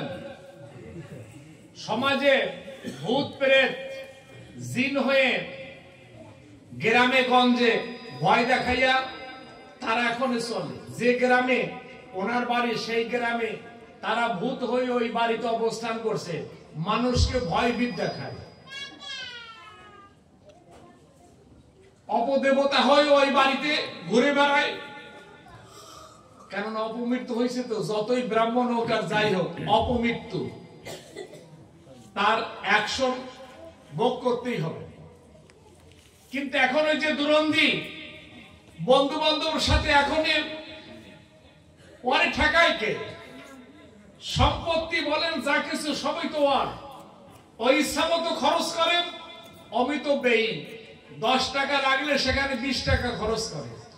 কয়দিন থাকে, কয়দিন যা আছে মধ্যবৃত্তি একটা সংসারে কতটুক জমি থাকে, কতটা টাকা আছে, এক সময় দেখতে দেখতে ওই দুরন্দিরও টাকা পয়সা যা ছিল ও শেষ, ওরও কিছু নাই, রিক্ত নিঃস্ব। এখন বন্ধু বান্ধবরা আবার একটা রুদ্ধতার মিটিং করছে। ওই যে বন্ধু বান্ধবদের কারণে মা বাবাকে মারছে, ওরা একটা রুদ্ধতার মিটিং করছে, মানে ওই দুরন্দিকে ছাড়া মিটিং করে তারা বলতেছে যে শোন, দুরন্দির তো টাকা পয়সা নাই এখন, ওর তাই তেজাবৎকাল আমরা সেবা করে চলছি, কিন্তু ওর তো টাকা পয়সা এখনো নাই। ও যে কয়দিন বাঁচবে সেই কয়দিন ওরে আমাদেরই চালাইতে হবে। হরি বল, রাধে রাধে। ও যে কয়দিন বাঁচবে আর শেষ অবধি পর্যন্ত আমাদেরই চালাইতে হবে ওর। তার চাইতে একটা কাজ করলে আর কোনো খরচ থাকে না। ওর মা বাবা যে দেশে গেছে সেই দেশে যদি ওরে পাঠাই দেই তাহলে তো কোনো খরচই লাগে না। হরে কৃষ্ণ, রাধে রাধে। মা বাবা যে দেশে গেছে সেই দেশে ওরা যদি পাঠাই দেওয়া হয় তাহলে আর কোনো খরচ নাই। কথা তো সব কয়জন শয়তানের মাথায় ধরছে। হরে কৃষ্ণ, মাথায় ধরছে যে তাহলে সেইটা করলেই ভালো হয়, আমাদের চিন্তা করা লাগবে না, ওর পিছনে কোনো খরচ করা লাগবে না, এইটা করে দাও। দেখছেন হরে কৃষ্ণ, শয়তানের সাথে মিশলে কি হয়। হরে রাধে রাধে, জয় রাধে, জয় রাধে, জয় নিতাই, জয় গৌর। ওই রাতের আধার একদিন ওই বন্ধু বান্ধবরা ওর বাড়িতে বেড়াতে এসে ওয়ারেও আপনার বাবার দেশে পাঠাই দিয়েছেন, মাইরে ফেলাইছে ওরে। এখন মা বাবা যে দেখ আসে ও সেই দেশে, মানে মা বাবা তো বাড়িতে ভূত হয়ে আছে, ও হয়েছে জিন। হরে কৃষ্ণ। কেন ও তো পাপিষ্ট শয়তান, ও হয়েছে ভয়ঙ্কর রূপ নিছে ওর। হরে কৃষ্ণ। সাধু সঙ্গে স্বর্গবাস, অসৎ সঙ্গে সর্বনাশ। হরে কৃষ্ণ। রাধে রাধে। ছোট্ট একটা দৃষ্টান্ত শোনেন। রাধে রাধে। কোন একদিন একটা মধুপোকের সাথে একটা গোবরা পোকার বন্ধুত্ব।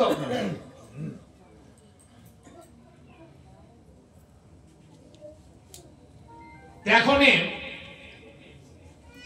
মধু পোকা তো রেগুলার ভালো ভালো মধু সেবা করে, রেগুলার ভালো ভালো মধু সেবা করে তার জীবন কাটায়। কিন্তু গোবরা পোকা তো 20টা বিভিন্ন সেবা করে ওর অভ্যস্ত, ও তো মধুর স্বাদ কদ্দির বোঝে না।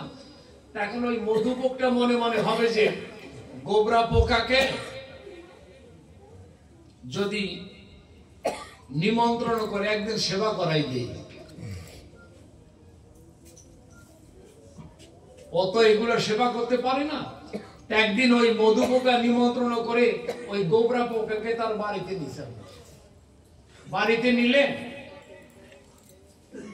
বিভিন্ন প্রকারের মধু সংগ্রহ করে গোবরা পোকাকে খেতে দিছে। গোবরা যেটা খায় সেইটা তার একটা দেয় আরো ভালো, এটার চাইতে আরো ভালো। এখন একটা শেষের দিকে একটা মধুতে মুখ দিয়ে ওই গোবরা পোকা জিজ্ঞাসা করেছে মধু পোকাকে, ভাই এই মধুটির নাম কি? বলছে যে এটা পদ্ম ফুল। হরে কৃষ্ণ। রাধা রাধে। এটা পদ্ম ফুলের মধু। বলছে যুক্তম, এ কোথায় আছে? সেই জায়গাটা আমাকে দেখাবে কালকে সকালে। পদ্ম ফুলের যে জায়গা হচ্ছে সেই জায়গায় নিয়ে গেছে গোবরা পোকাকে। হরে কৃষ্ণ। রাধে রাধে। মধু পোকা গোবরা পোকা গেছে। কিন্তু পদ্ম ফুলের ধর্ম হলো যখন গোধূলি লগ্ন বইবে তখন পদ্ম ফুলের পাপড়ি বন্ধ হয়ে যায়, সকালবেলা প্রস্ফুটিত হয়। এখনই গিয়ে তো ইচ্ছা মতন গোবরা পোকা ইচ্ছা মতন ওই মধু পদ্ম ফুলের মধু সেবা করতেছে, কিন্তু যে সন্ধ্যাবেলায় যে বন্ধ হয়ে যাবে এ কথা তো আর জানা নাই। হরে কৃষ্ণ। রাধে রাধে। এ কথা আর জানা নাই।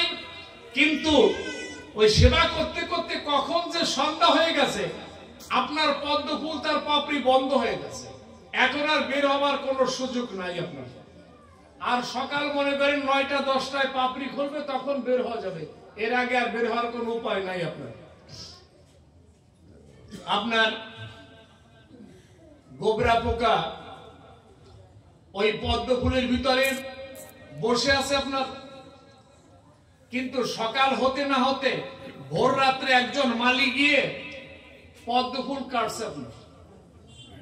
পদ্ম ফুল কেটে বাজারে বিক্রি করতে নিয়ে গেছে। এখন যেটার ভিতরে গোবরা আছে ওইটাও বাজারে গেছে। কিন্তু আপনার হরে কৃষ্ণ। বাজারে গেলে ওইটা কিনছে একজন কৃষ্ণ ভক্ত, ওই ফুলের আটিটা কিনছে। এখন এই কৃষ্ণ ভক্ত ফুল কিনে বাড়িতে এনে ওই ফুলটা আমার গোবিন্দের চরণে অর্পণ করেছে। গোবিন্দের চরণে অর্পণ করলে যখন একটু পরে ফুলের পাপড়ি গুলো খুললে গোবরা পোকা দেখে যে আমি গোবিন্দের চরণে, বলছে যে আমি গোবিন্দের চরণে। মা ভাই ভগবান বলছে তোমার চিন্তার কোনো কারণ নাই, তুমি যেভাবেই আসো না কেন, যেভাবেই আমার চরণখানা পেয়েছো, তুমি এখন পার হয়ে আমার চরণ পদ্মে যাবে, তোমার চিন্তার কোনো কারণ নাই। তুমি সৎসঙ্গ করছো তো এই জন্য তুমি গোবিন্দের চরণ খানা পেয়েছো। যারা উত্তম দেখছেন, সাধু সঙ্গ বৈষ্ণব সঙ্গ করলে, ভক্ত সঙ্গ করলে ভগবানের চরণ যে কোনো ভাবেই পাওয়া সম্ভব। আবার দেখেন কাক, বায়স যার নাম, এ তো সবচাইতে পক্ষী, পৃথিবীতে যত পাখি আছে তার চাইতে দ্রুত পাখি হলো কাক। ওর সাথে ওরকম একটা ভালো কপতের সাথে বন্ধুত্ব। মানে কাকের খাবার জন্য ওই কপতরা খাবারের জোগাড় হয় না, কাকরে দেয়। কাক এখন ওই কপতের বাসায় বসে আরামসে সেবা করতেছে আপনার। ওনারা আর এখন জোগাড় করা লাগে না কিছু, কিন্তু ওই কপতি বৃক্ষের শাখায় থাকে, তো নিচে কখনো নিচের দিকে তাকিয়ে দেখে যে লোকজন আছে কিনা, কেউ আছে কিনা। এগুলো দেখে ওরা মল ত্যাগ করে নিচে, মল ত্যাগ করে নিচে। কিন্তু ওই যে কাক, ও তো দ্রুত প্রাণী, শয়তান, ও তো আর ওইগুলো খোঁজ খবর নেয় নাই যে নিচে কারা আছে, কি আছে। নিচে তো একজন ব্যাগ শুয়ে আছে, আপনার নিচে ওই গাছের নিচে একজন ব্যাগ শুয়ে আছে। এখন উনি মল ত্যাগ করবি তো ওই ব্যাধের গায়ের উপরে, মানে নাক মুখ উপরে মল ত্যাগ করেছে ওই বায়স কাক। কিন্তু উঠে ওই ব্যাগ ওইটাই তো আপনার, যখন উঠছেন তখন কাক নিচের দিকে তাকিয়ে দেখে যে ব্যাগের হাতে অস্ত্র আছে। আমি এইখানে বসে থাকলে তো আমারও ছাড়বে না, আমারে তো শেষ করবে। কাক উড়ে গেছে আপনার, উনি চলে গেছেন। কিন্তু ওই ব্যাগ উপর দিকে তাকিয়ে দেখে যে কপতি বসা। উনি ওনার তীর যোজনা করে কপতকে নিধন করে ফেলছে। আপনার কপতকে নিধন করে ফেললেন। কপত বলছে কি, হে গোবিন্দ, আমি কোনো অপরাধ করি নাই, তাহলে কেন ওই ব্যাধ আমাকে স্বীকার করলো, কেন আমাকে মেরে ফেললো ব্যাধ? আপনি বলেন প্রভু, আমি তো কোনো অপরাধ করি নাই। বলছে কি, কপত, তুমি দুষ্টুর সাথে তো সঙ্গ করছো, হরিকৃষ্ণ, দুষ্টুর সাথে সঙ্গ করছো। ও যা করছে সে পাপের ভাগ তোমার নিতে হয়েছে। এটা ভীষ্মদেব বলছে। ভীষ্ম কুরুক্ষেত্রের রণাঙ্গনে পিতামহ ভীষ্ম বলছে, বিষয়ীর অন্ন খাইলে দুষ্ট হয় মন, দুষ্ট মনে কবু না হয় আমার গোবিন্দ ভজন। হরে কৃষ্ণ, রাধে রাধে, নিতাই গৌর বল, হরি বল।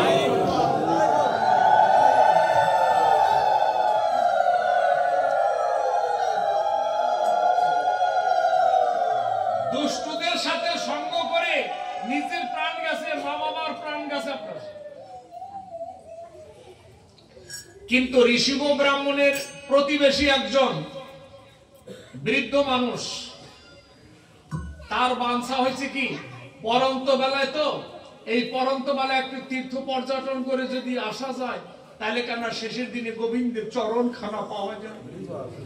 ওই বৃদ্ধ লোকটি তীর্থে যাবার বাঞ্ছা নিয়ে বাড়ি থেকে বেরোইছে। বাড়ি থেকে বেরোয় ওই কাশী ধামে গেছে। আপনার কাশী ধামে গিয়ে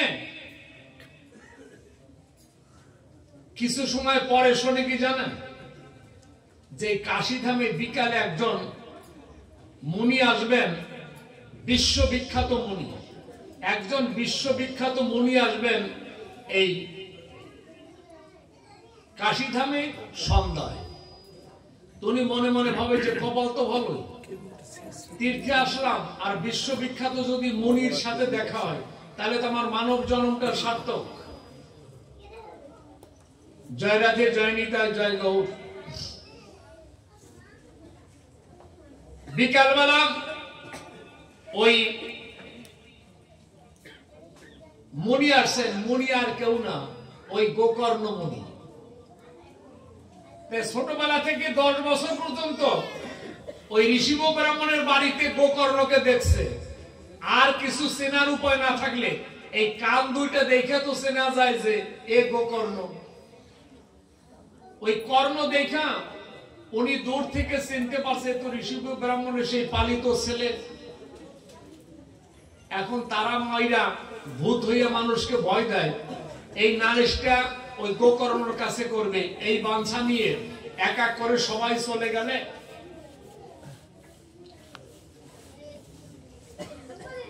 বলছে কি সন্ধ্যার পরে গিয়ে একান্ত ভাবে গোকর্ণের সাথে দেখা করছে। ওই বৃদ্ধ লোকটি উনি গিয়ে প্রথমে জিজ্ঞাসা করেছে, আপনার নাম তো গোকর্ণ, হরে কৃষ্ণ, চেনে না শোনে না জানে না। বলছে কি আপনার নাম তো গোকর্ণ, আপনি ঋষি ব্রাহ্মণের পালিত ছেলে আপনি। এখনই গোকর্ণ মনে মনে ভাবে যে আমার রাজ্য বৃত্তান্ত যিনি বলে দেয় উনি তো পরিচিত হবে। তখন বলছে যে আপনার কোথা থেকে আসছেন, কি নাম? তখন বলছে যে আমি ঋষি ব্রাহ্মণের প্রতিবেশী, বাল্য বন্ধু আমার ঋষি ব্রাহ্মণ।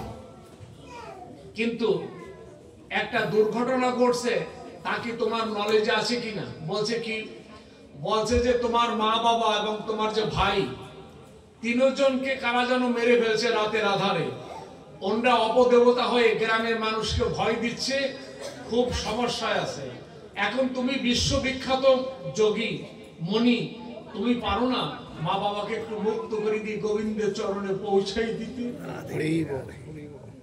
বলছে যে হ্যাঁ, আমারে 10 বছর তো কোলে পিঠে করে মানুষ করেছে, আমি সেই ঋণ শোধিতে আমার যা যা করা লাগে আমি তাই করবো। হরে কৃষ্ণ, রাধে রাধে। বলছে যে উত্তম, আপনি চলে যান, আমি যথাসময়ে তাদের মুক্তির জন্য আমি ব্যবস্থা করব। এই গোকর্ণ মণি দেখেন, বিশ্ববিখ্যাত মণি। তখন সনাতন ধর্মের জ্ঞানের ভান্ডার হলো নৈমিষারণ্য। নৈমিষারণ্যে যত বিশ্ববিখ্যাত পণ্ডিতরা, যত সনাতন ধর্মের গ্রন্থ, সব সেই পণ্ডিতদের কাছে ছিল। সেই গ্রন্থের আদি যে গ্রন্থগুলো সব গ্রিস দার্শনিকরা, জার্মানিরা ভারত থেকে নিয়ে গেছে। সব মানুষ সোনাদানা নিয়ে যায় চুরি করে, হরণ করে, ছিনতাই করে। আর গ্রিসরা, জার্মানিরা ভারতের গ্রন্থ নিয়ে গেছে আপনার চুরি করে। জয়রা ধরে কৃষ্ণ। কেননা ওই গ্রন্থই আছে আজকে পৃথিবীর বড় বড় মারণাস্ত্র বলেন, অনেক কিছু তৈরি করার জন্য সমস্ত ওই গ্রন্থের ভিতরে নিহিত ছিল। তাই অধ্যয়ন করে তারা আজকে অনেকে বড় বড় দেশে, বড় বড় শিল্পী উন্নত দেশ মারণাস্ত্র তৈরি করতে শিখেছে সেই গ্রন্থ দেখে। সেই গ্রন্থ আজকে আমরা শূন্য, তারা আজকে গ্রন্থে বলিয়ান। হরে কৃষ্ণ, রাধে রাধে। আমরা চাই সেই নৈমিষারণ্যে মণি ঋষি যোগী ধ্যানীদের, যাজ্ঞিক ব্রাহ্মণদের মিলন মেলা নৈমিষারণ্য। গোকর্ণ মণি সেখানে গেছেন। গোকর্ণ মুনি গিয়ে মুনি ঋষি যোগী ধ্যানী যাজ্ঞিক ব্রাহ্মণ সবাইকে ডাকছে। আপনার ডাকার পরে বলছে যে আমার মা বাবা ভাই অকাল মৃত্যু হওয়ার পরে তারা অপদেবতা হয়ে এখন এই গ্রামে ভয় ভীত বেড়াচ্ছে। আপনারা বিধান দেন, কি করলে তারা মুক্তি হবে সেই বিধান মতন আপনারা বিধান দেবেন, আমি সেই বিধানের কাজগুলো করব। আমি চাই তারা মুক্তি হোক।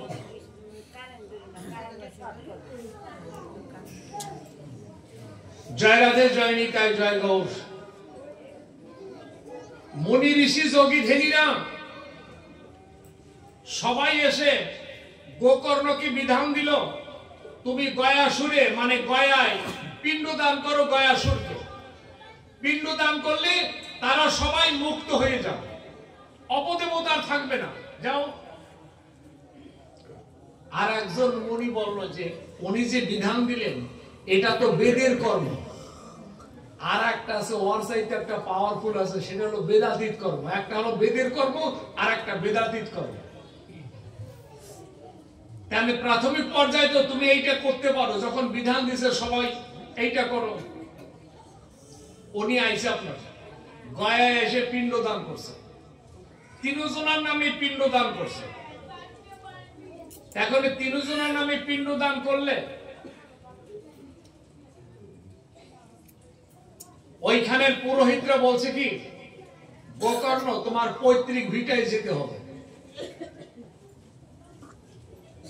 যেখানে অপদেবতা হয়ে যারা আছে সেই ভিটায় তোমার যেতে হবে, তড়িৎ গতিতে তুমি চলে যাও। জয় রাধা হরে কৃষ্ণ। পিণ্ডদান করছে, কিন্তু এই পিণ্ডদানটা হলো বেদের কর্ম। বেদের কর্ম করার পরে উনি ওনার পৈতৃক ভিটায় আছে। পৈতৃক ভিটায় আসলে উনি সকালবেলা বের হয়েছেন গোকর্ণ, দেখে কি একটা ছায়া মূর্তি ওনার গা ঘিচে ঘিচে হাঁটে, একটা ছায়া মূর্তি ওনার গা ঘিচে ঘিচে হাঁটে। গোকর্ণ জিজ্ঞাসা করেছে, তুমি কে? তুমি যে আমার গা ঘিচে ঘিচে হাঁটো। ছায়া মূর্তি কথা বলছে, বলছে কি, ভাই আমি তোমার সেই সৎ ভাই, আমি দদুলদি। বলছে তোমার জন্য তো আমি পিণ্ডদান করেছি, তোমার তো মুক্তি হয়ে যাওয়ার কথা। বলছে আমি যে পাতকী, তা তো ওই পিণ্ডদানে আমার মুক্তি হবে না। হরে কৃষ্ণ, রাধে রাধে। আমার মতন পাতকীর মুক্তি হবে না পিণ্ডদানে, আমি হই নাই। মা বাবা মুক্তি হয়েছে কিনা জানি না, কিন্তু আমি তো মুক্তি হই নাই। তুমি আমাকে মুক্তি করার জন্য যা যা কিছু করা লাগে সেটা আমাকে করো, কারণ এই দুর্বিষহ জীবন চলে না। গোকর্ণের কাছে কান্নায় ভেঙে পড়েছে ওই দদুলদি, মানে শয়তান। বলছে কি যে আমি তোমার জন্য মুক্তির জন্য যা যা করা লাগবে সেটা করবো, চিন্তার কোনো কারণ নাই, মা বই অপেক্ষা করো। জয় রাধা হরে কৃষ্ণ। এই যে আসা যাওয়া, এটাও বড় কঠিন। আমাদের তো এই যে আসছি আর যে যাব, এই প্রস্তুতি নিতে হবে যে যাবার পরে যেন আর আশা না লাগে, যাবার পরে যেন আশা না লাগে, এই প্রস্তুতি সবার নিতে হবে। তাহলে এখন কি করবেন? এই আশা যাতে না লাগে সেই ব্যবস্থা হলেন এই যে কমিটি যারা করছে, ভাগবত পাঠ দিছে, নাম যজ্ঞের আসর, ভগবানের নাম শোনা, ভক্ত দর্শন করা, ভক্ত স্পর্শন করা, ভক্তের চরণ ধুলি নেওয়া, এইটা হলো এই না আসার আর আশা লাগবে না, সেই বন্দোবস্ত করে দেয় এখানে। হরে কৃষ্ণ, জয় রাধা মাধব, নিতাই গৌর হরি বল। রাধে রাধে।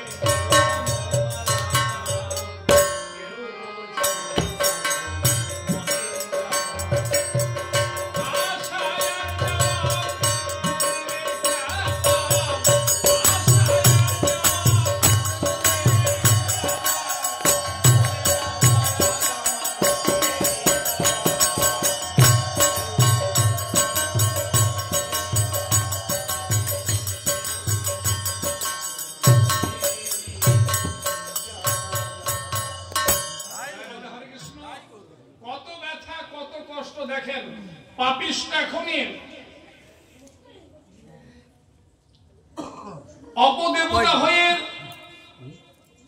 আজকে যা পরিভ্রমণ করে যে কষ্ট ভোগ করতেছে, ওই সাধু ভাইয়ের চরণে পড়ে কান্নাকাটি করে বলছে যে আমাকে পরিত্রাণের ব্যবস্থা করো, আমার কোনো বিকল্প নাই কিছু। হরে কৃষ্ণ, রাধে রাধে। আবার গোকর্ণে গেছে নৈমিষারণ্যে, গিয়ে সমস্ত ঘটনা বললে তারা বলল যে আমরা তো বিধান দিয়েছিলাম দুইটা, একটা হলো বেদের কর্ম আর একটা বেদাতীত কর্ম। তুমি তো বেদের কর্ম করছো, তাতে মুক্তি হয় নাই, এবার করতে হবে তোমার বেদাতীত কর্ম। দেখেন ভাগবতের পাওয়ার কি, শক্তি কি। বেদের কর্ম করলে তাতে কাজ হয় নাই। এরপরে মুনি ঋষি যোগী ধ্যানী যাজ্ঞিক ব্রাহ্মণরা বলছে গোকর্ণ তোমার পৈতৃক ভিটায় ভাগবত পালন করতে হবে, মানে সপ্তম দিন ভাগবত দিতে হবে তোমার। তোমার পৈতৃক ভিটায় যদি 7 দিন ভাগবত পাঠ দাও, তাহলে তোমার ওই পাপিষ্ঠ ভাই কেন, তোমার 14 পুরুষ পর্যন্ত যদি নরকে থাকে তারাও মুক্ত হয়ে একদিন গোবিন্দের চরণ পদ্মে যাবে। রাধে রাধে। তাহলে বলছেন বেদ বিধানের ঊর্ধ্বে হলো ভাগবত পাঠ। এই যে যারা দিতেছে, এই যে সুকুমার গং যারা যেখানে যারা আছে, ওরা কি কোন ব্রাহ্মণের কাছে বলছে যে দেখেন তো কোন তিথিতে ভাগবত পাঠ দিলে ভালো হবে, একটু বলেন তো এই তিথি আপনার সবকিছু কি ব্রাহ্মণের কাছে জানছে? আর এমন কোন ব্রাহ্মণ নাই, পণ্ডিত বলে করে ব্রাহ্মণ বাইটে খাওয়ানোর পরও ক্ষমতা নাই এই বিধান দেওয়া। বলবে কি ও যেদিন পাতাবেন সেই দিনই ভালো, যেদিন দেবেন সেই দিনই উত্তম, সেই দিনেই জীবের কল্যাণ হবে, এর কোনো বিধান নাই। সর্বোপরি অনেক কিছুর বিধান আছে, কিন্তু ওই পঞ্জিকায় বিভিন্ন কিছুতে বিধান দেওয়া আছে, কিন্তু ভাগবত পাঠ নাম যজ্ঞের বৈষ্ণব সেবা দেবেন ওর কোনো বিধান নাই। আপনি যেদিন করবেন সেই দিনই মঙ্গল। তাহলে সেই অনুষ্ঠান আমাদের আজকের প্রথম দিন চলছে, সপ্তাহব্যাপী অনুষ্ঠান ভাগবত হবে। আপনারা সবাই স্বতঃস্ফূর্ত ভাবে অনুষ্ঠানে যুক্ত হবেন, কেননা একদিন শুনবেন তাতেই যে পার হয়ে যাবেন তা না, কবে আমার আপনার ভাগ্য ছেড়বে তা তো বলা যায় না। কবে ভগবানের কৃপা আমার আপনার প্রতি হবে সেইটা একমাত্র রাধা মাধব জানে, এক্সামিনার জানেন। আমার কাজ হলো পরীক্ষা দেওয়া, পাস হবে একমাত্র তার। হরে কৃষ্ণ, তার কৃপায় পাস হবে। কবে উনি আমাকে পাশের সার্টিফিকেট দিয়ে দেবে সেইটা একমাত্র আমার রাধা মাধব জানে। তাই আমাদের রেগুলার শ্রবণ করা একান্ত আবশ্যক। এই জন্য সবার কাছে বিনীত প্রার্থনা, প্রথম দিন তো স্বাভাবিক, এরপরে দিন যত বাড়বে ততই তো ভক্তদের সমাগম হবে, অনেক কিছু হবে উত্তম। জয় রাধা কৃষ্ণ। আমিও রাধা মাধবের কাছে প্রার্থনা করি এই অনুষ্ঠানের যারা শ্রম, যাদের অক্লান্তিক পরিশ্রমে অনুষ্ঠান সাজানো হয়েছে, আমি রাধা মাধবের কাছে এই প্রার্থনা করি, রাধা মাধব তুমি সবাইকে ভালো রাখো, সুখে রাখো, শান্তিতে রাখো, সবাইকে ভালো রাখো, সুখে রাখো, শান্তিতে রাখো। সবার প্রতি তোমার করুণা অঝরে ঝরে পড়ুক, এই প্রার্থনা তোমার চরণ পদ্মে রাখি। জয় রাধা কৃষ্ণ। পৃথিবীতে যাহা মহান কিছু তার অর্ধেক করেছে নারী, অর্ধেক করেছে নর। হরে কৃষ্ণ, রাধে রাধে। সবকিছুর ভিতরে আজকের এই পাঠের আয়োজন করেছে মায়েরা। হরে কৃষ্ণ। দশভুজা অন্নপূর্ণারা। হরে কৃষ্ণ, রাধে রাধে। একাধারে দশভুজা, অন্যদিকে অন্নপূর্ণা। অন্নপূর্ণা বোঝেন তো? অন্নপূর্ণা যদি শিবের ঘরের ঘরণী অন্নপূর্ণা দুর্গা, শিবের কোনো ভয় নাই, শিবের কোনো অভাব নাই। হরে কৃষ্ণ। সেই ভূমিকায় যদি মায়েরা থাকে তাহলে তো কোনো অভাব নাই। সেই মায়েদের অনুদানে অবদানে আজকের এই অনুষ্ঠান মালা উত্তম। ওমা শুরু করছো তোমরা, শেষ করবে বাবাজিরা। হরি বল। তাই তোমাদের প্রতি, তোমরা তো এমনি আদ্যা শক্তি মহামায়ার শক্তি নেওয়া, রাধারানীর কৃপাশ্রিত তোমরা। তাই তোমাদের জন্য আর বেশি কিছু চাবো কি হরে কৃষ্ণ গোবিন্দের কাছে এই প্রার্থনাই রাখি যে গতিতে এখানে তো আমি অনেক আগেও পাঠ করেছি ওই মায়েরা একদিন তারা পাঠের আয়োজন করেছে করত তখনও এখনো করেছে না উত্তম মা তোমরা পথ দেখাও তবে তো সেই পথ ধরে ছেলে মেয়ে যারা যেখানে আছে সবাই বাবাদের তো কর্মে ব্যস্ত ওরা তো টাকা ইনকাম করবে এই চিন্তায় থাকে সব সময় মশগুল তোমরা যদি একটু পিছনে ওদের আগায় নিয়ে যাও তাহলেই তো ওদের কৃষ্ণ পদে রতিমতি বিশ্বাস ভক্তি জন্মিবে তাহলে তোমরাই যাবা না নিয়ে যাই তো এইবার সবাই হরি বল রাধা রাধে তাই সবার কল্যাণ কামনা করি সবার দীর্ঘায়ু কামনা করি সবার নিরোগ কামনা করি আজকের আলোচনা আমরা দীর্ঘায়ু আর করবো না ত্রুটি বিচ্যুতি সব মার্জনা করবেন আলোচনার প্রতিপাদ্য ছিল যে ভাগবত আপনি নিয়মিত শুনবেন তার পাওয়ার কত শক্তি কত অন্য গ্রন্থ থেকে উল্টো ভাগবত ডিফারেন্স কতটুকু এই ডিফারেন্সটা আমি দেখানোর জন্য আজকের আলোচনা তুলেছিলাম জয় রাধে তাই আলোচনার দীর্ঘায়ু করব না সবার কল্যাণ কামনা সবার সুস্বাস্থ্য কামনা সবার দীর্ঘায়ু কামনা করি সবার চরণে কোটি কোটি প্রণাম রেখে আজকের ভাগবতকে আমি বিশ্রাম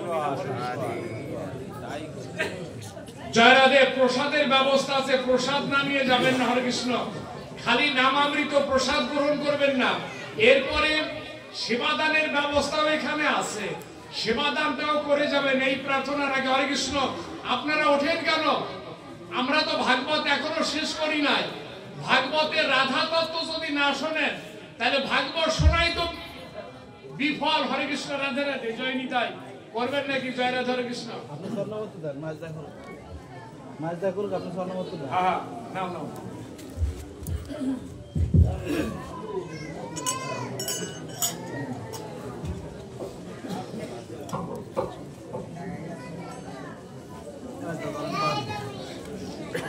আপনার আস্তে আস্তে হইলে স্বর্ণবর্ত দেবেন